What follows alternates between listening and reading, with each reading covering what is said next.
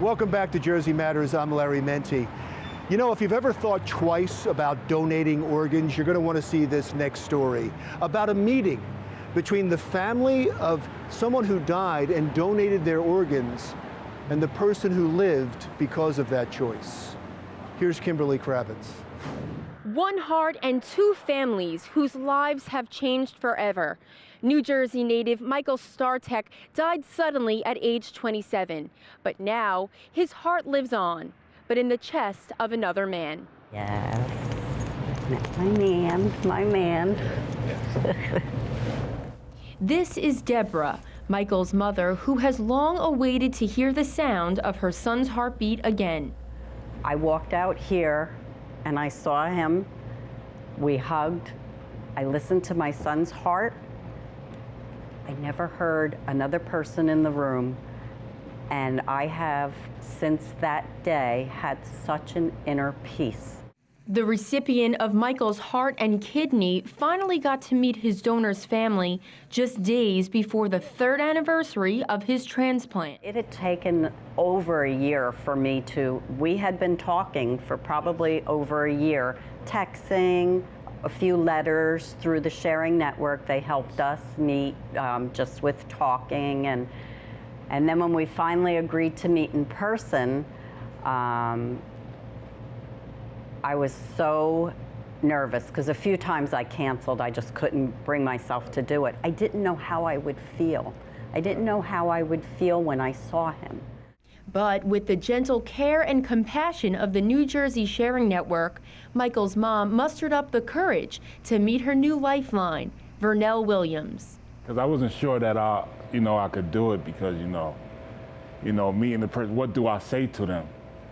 That I struggle with that, How could I thank them? Somebody had to die, in order for me to live on. So it was, I'm telling you, it was hard.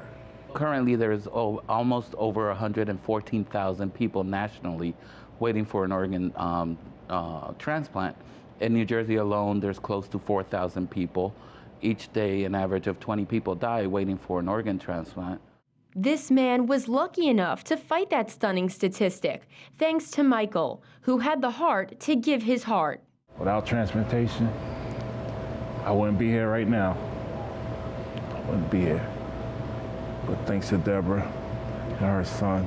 Vernell spent 6 months in a hospital bed, uncertain what tomorrow would bring, just before he found his miracle. They told me it was going to be a wait because, I had a rare blood type, and I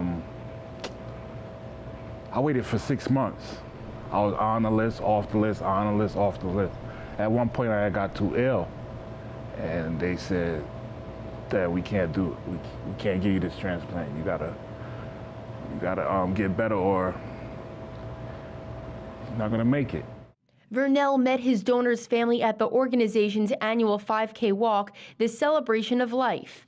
The entire process of setting up their first meeting was coordinated by the help of the Sharing Network.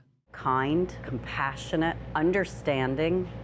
I mean, they were professional, but yet still compassionate to our feelings. They helped us with every step of the way, and we knew this was what Michael would want. As they say at the Sharing Network, the donor process begins long before the time of the transplant. The miracle is created once a family agrees to organ and tissue donation.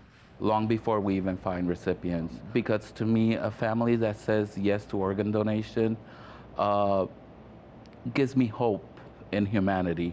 Despite the tragedy that this family is going through, they're making the decision to help a total stranger. We lost a wonderful, wonderful son, but he's not completely gone. And to know his legacy kind of continues because he gave life. And I mean, what's better than life? Total strangers who now consider themselves family.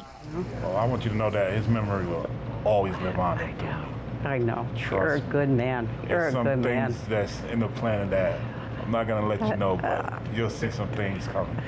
And I always say to you, Michael picked you, except for the fact that you're a Cowboys fan and he's a Giants fan, so I don't know about that part.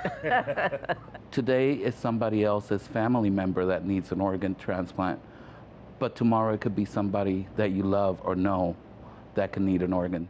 The New Jersey Sharing Network is responsible for the recovery of organs and tissue throughout the state. And as you can see, they have helped so many families. So if you are interested in becoming a donor or for more information, log on to njsharingnetwork.org.